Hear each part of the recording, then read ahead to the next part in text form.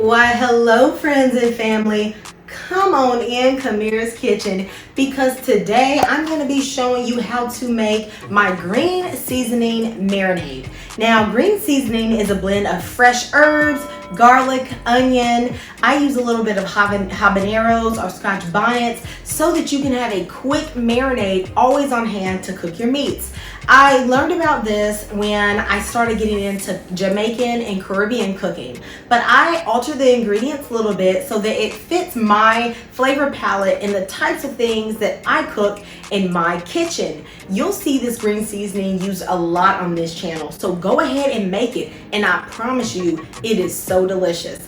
Let's go ahead and get cooking.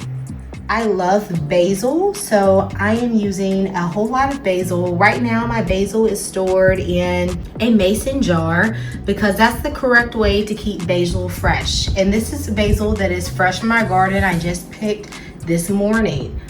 I'm also going to be using some oregano. This is Greek oregano, but you could use any type. One of my favorite herbs is lemon thyme.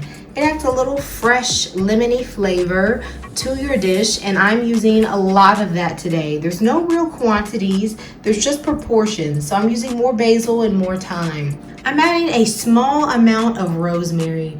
Rosemary is more of a strong herb. It has a lot of strong flavors, so I don't get too heavy on the rosemary. Again, that's not a traditional Caribbean ingredient, but it works just fine for my cooking.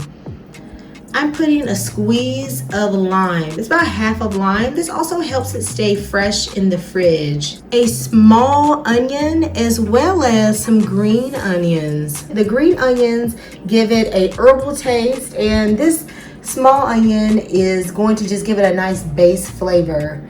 A whole bulb of garlic because I like a strong garlic flavor in mine. 3 inches of ginger, and I've peeled my ginger with a spoon. 3 habaneros. If you can get your hands on some scotch bonnets, I would definitely put that in there, but mine aren't ready in the garden right now.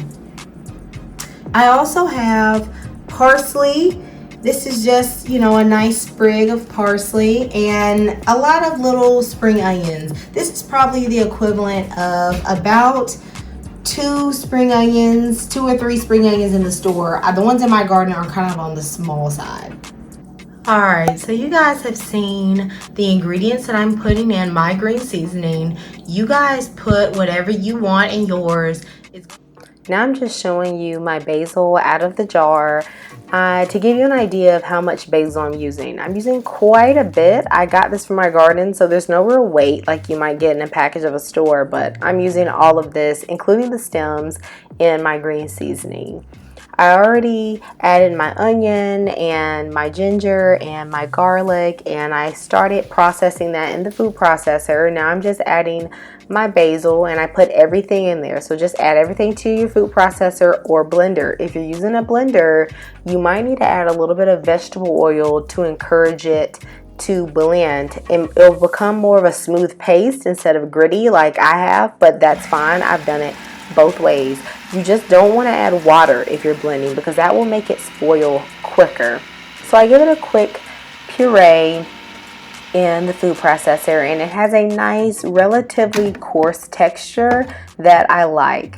I store my green seasoning in a glass jar in the fridge, and I cap it with some vegetable oil so that it will keep longer. I have kept my green seasoning in the fridge for up to 5 or 6 weeks, and it stayed fresh as long as I put it in the cold part of the fridge. You could also put it in ice cubes and freeze it and take it out little cubes at a time and put it in your meats. I hope you enjoyed this green seasoning recipe. I'll be sharing with you different ways that I use this on my channel, so please subscribe so you can see how I use this seasoning.